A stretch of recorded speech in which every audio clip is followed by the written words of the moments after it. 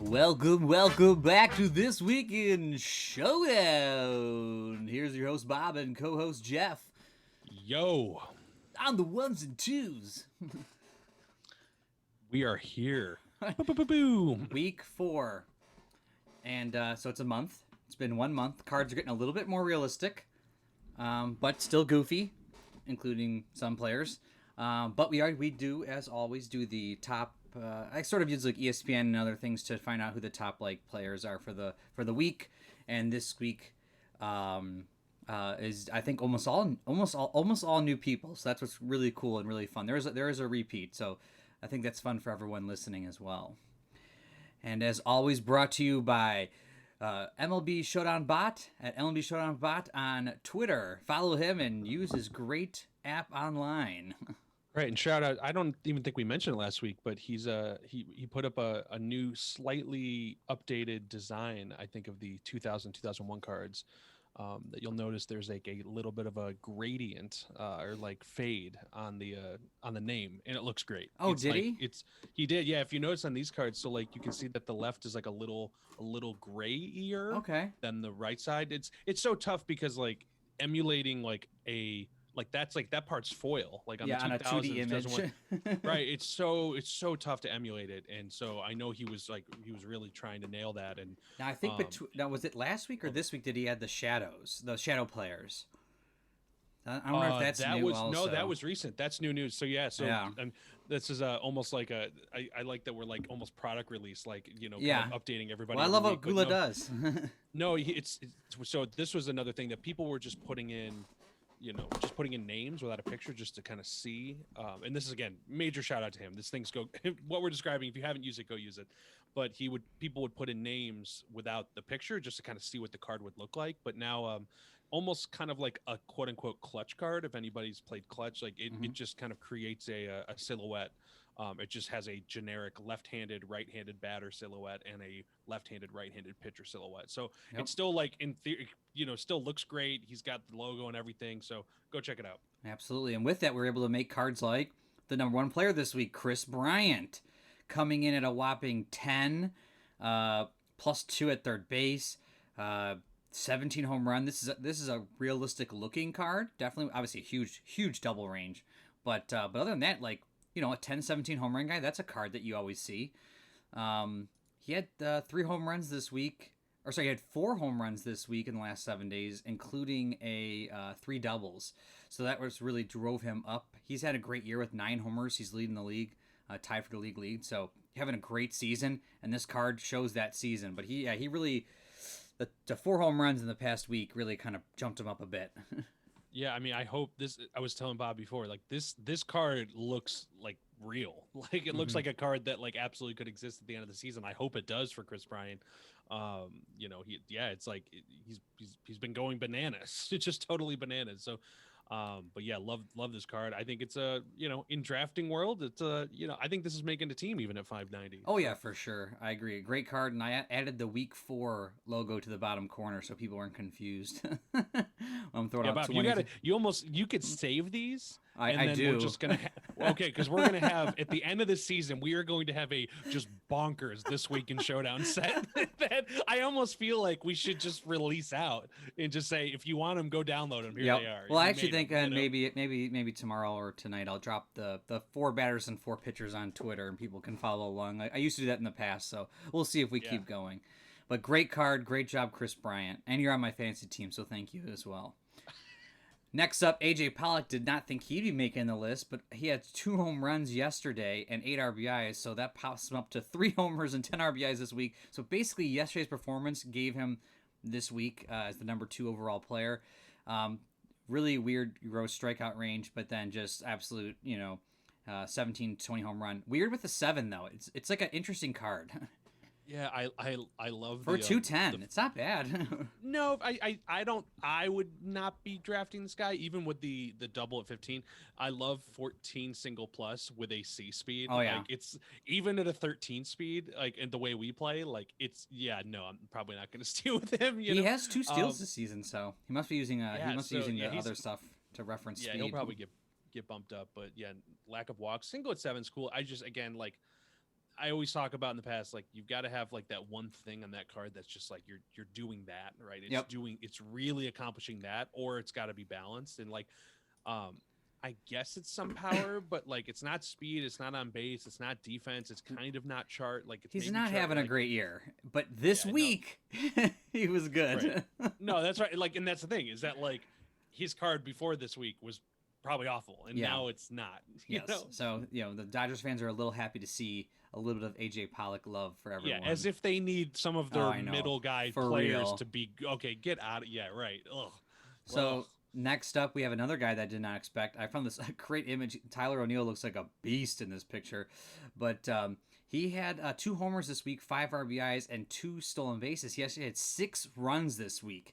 That's what really propped him up this week for the 3rd overall player. Weird, crazy home run range on this one. And he gets the A speed. So, wild. I might spend $350 on this card though. It's wild. It's like I think the A speed is huge. Oh my god, 1 to 6 out is just brutal. Yeah, brutal. We've talked about this, or I've mentioned to others. Like I think I've now started paying even more attention to the out ranges on a card more than anything else the rest of their chart does. Mm-hmm. I think like I've become okay with, if I get the advantage and I get the lowest range of getting on base for that card, I feel like I just stole something, right? I'm like, okay, just give me on base. Oh my god. Speaking of, I played Big Dogs the other week in Showdown, and he had Soto from 2020 who has 2 outs. And he own chart outed. I don't know if it was a mistake pitch or a regular thing, but he was like, that's the reason I got you.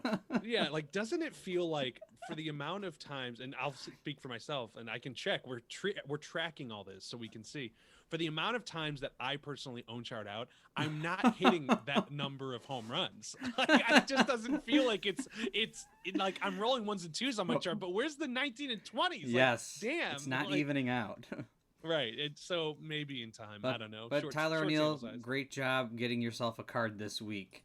Next, dude, and also this cutout is just right. Like this, dude. Like this feels like the 2021 cutout for Tyler O'Neill. No matter how he does, he looks badass. It got cut off behind the picture, but his whole sleeve is tatted. He's got like a tatted arm, so I'm like, oh, that's super baller. He looks like he's about to bat flip into the stands, Like I'm all into this. For sure. And speaking of the next card on our list, favorite returning Nick Castellanos, after his return from his suspension after showboating, trying to get back. He leads the league in home runs as well, tied with Chris Bryant. He had 2 home runs this week, 6 RBIs, 8 runs scored, and had a stolen base, and just a monster of an 8 on base card here. I mean, oh my god, like it's just 12 to for those not looking at it, 12 to 13 double, 14 triple, 15 to 20 home run, on base 8, no walks, 1 to 3 out. I mean, it's just like ridiculous. It's like, again, it's like, this is like the we've talked about how this is like the A-Rod card, the 2000 A-Rod, and like this is bananas. This is a guy that would just gonna crush it. Right. Give me this in a blind draft, and I'm going to bet him, probably 3rd, and he's just going to, hopefully I can get some guys in front of him. He's just going to go insane. Absolutely. And then next up, I believe, let me just double check here, is your interesting favorite, Max Muncy. Makes the list for worst performance this week. He goes, I think 1 for, 19, I think, this week. With 1 hit, dropping his average down to 212, but his on base is still 422. This is my we've talked about Carlos Santana, how I love Carlos Santana. Dude walks, gets on base. Is this my dream card? I think we found it. And he's not C speed. I feel like a B speed 10 that does this is like right up your alley. Dude, 170 points. I mentioned this, you and I talked about this before. Like, if this card just if Max Muncy continues this trajectory for the rest of his 2021 season, if this card actually existed in this way, I think in our just general drafts, whatever draft, I don't care what draft, this card goes in the first round. Like, I just think that it's so, especially for second base +3 to slide a 10 in right there. Dude, it's B speed. Okay, let me ask you this, Bob. Let's just say this card, the defense is the same. let's even say the points are the same for the sake of this. He's an on base 10. I'm going to redo his chart here, right? Still be speed B. Okay. He's 1 to 8 strikeout and 9 to 20 walk. Do you take him for no for one for one set? You No. don't take that for 170? No. For 100? What?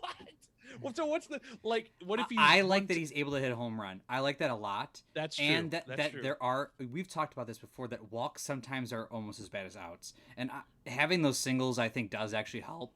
Right. But I mean, I'm thinking of like John Olerud, and I'm like, he was a cheap 10 that had like a single 20 I think for one of the years.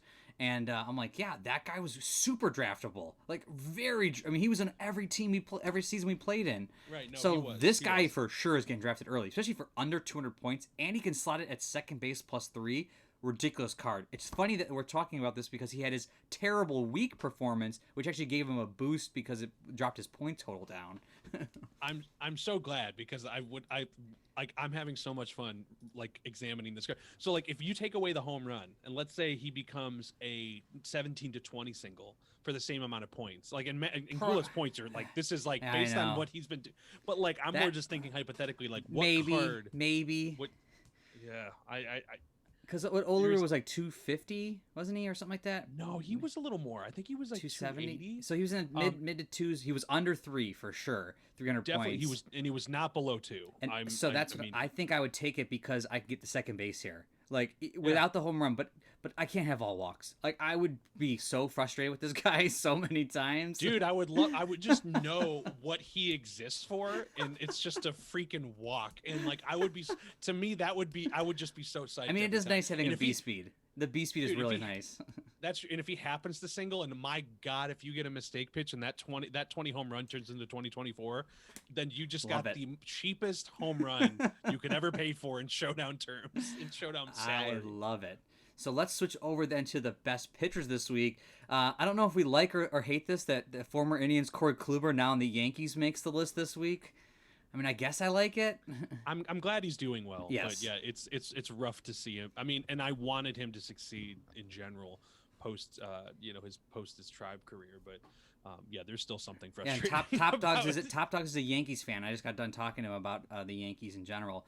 But yeah, this week he gives up 1 earned run in 14 2/3 innings, and had 15 strikeouts, and it was a .6 ERA. So it dropped him down to a 3 ERA overall, but just had a great week and having a decent season. Though this card to me seems a little weird. I don't know. I feel like this is Gula's exact 2001 Showdown cards, because a 3 1 through 16 out in 2000 is like 330 points. And so I'm like, if he doesn't have a double, maybe he's like 50 more points. I don't know. And those guys were all 6 IP guys, so this guy feels way overvalued. They bumped him up. They bumped up the 01 points for pitchers for sure. I think this is a lot. Right. This one he feels like a lot.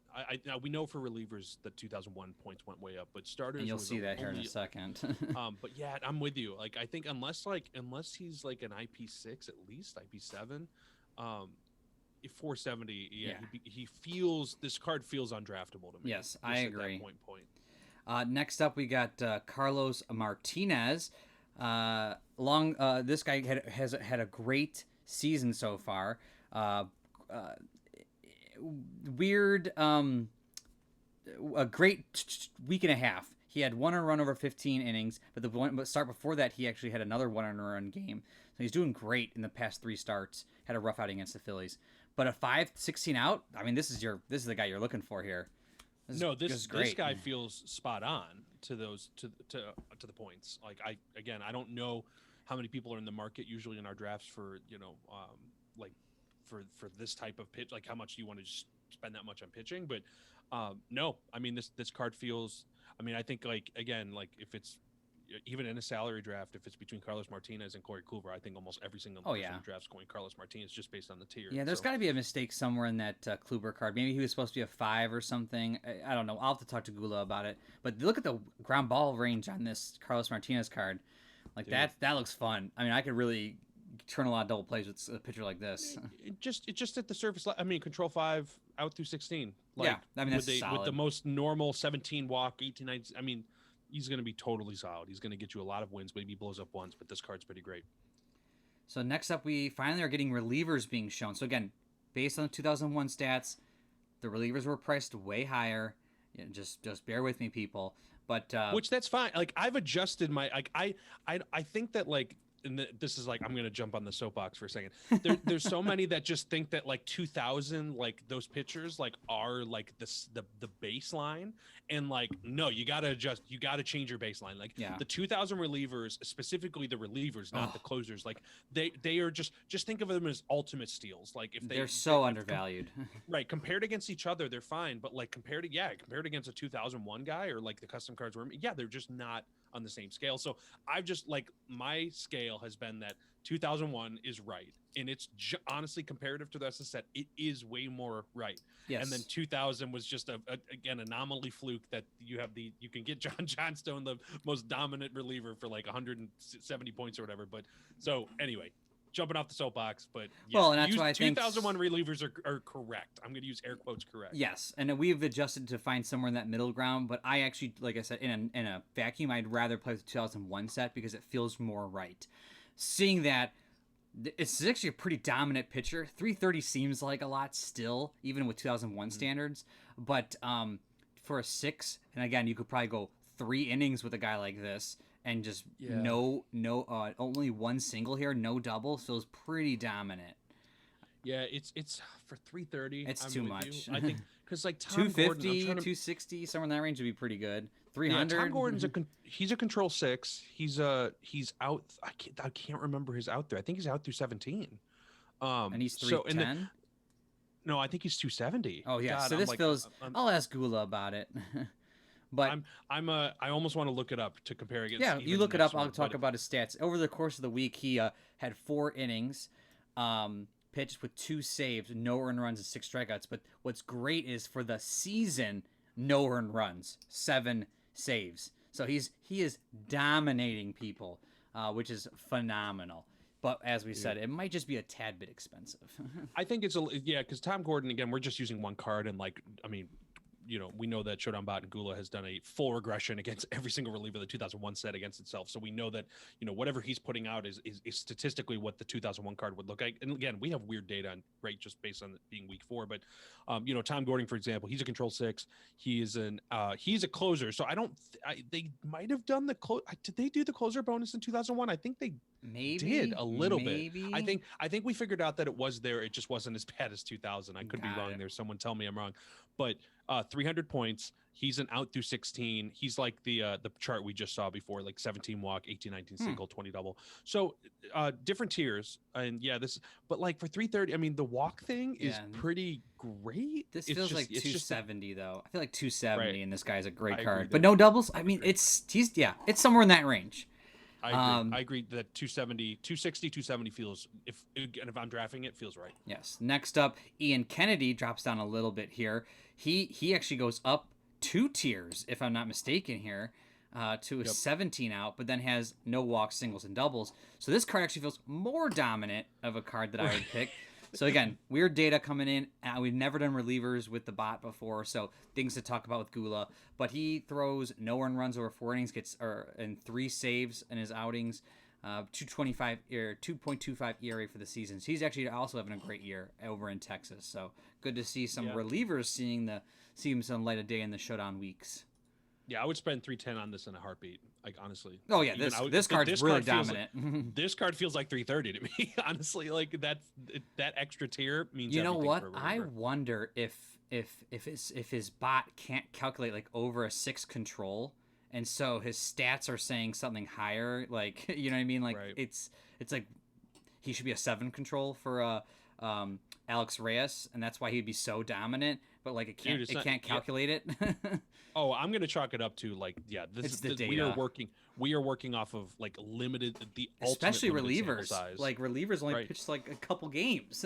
Exactly right. Like most of them have not pitched probably over 10 innings yet. Yeah. Maybe they have, like depending on their usage. So I'm sure we're gonna start seeing that kind of start to balance itself out. Yep. Like with and this will become more realistic.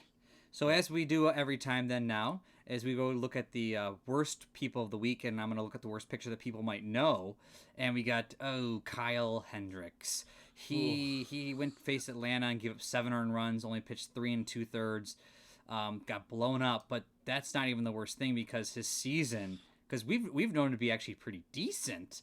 And he has almost a 7.5 ERA with a 1.7 WHIP on the season. Not good. And he's now racking it with 2 home runs on the chart, which is unusable in my opinion. This is this card. This card should be negative points. No, right. Like, I've always thought that getting into the concept of 0-point players or negative points players is like breaking the game a bit. But like, to me, like that, this is guys inching towards that. Like, that you should be getting something to take him. But I mean, he would have to be a control 2 at 10 points for me to even maybe think about taking it. Yep. But even that's scary. I mean, it's got to be even more. It's like, this card is so 10 points. It's like it is in the cement of 10 points. Absolutely. So yeah, undraftable.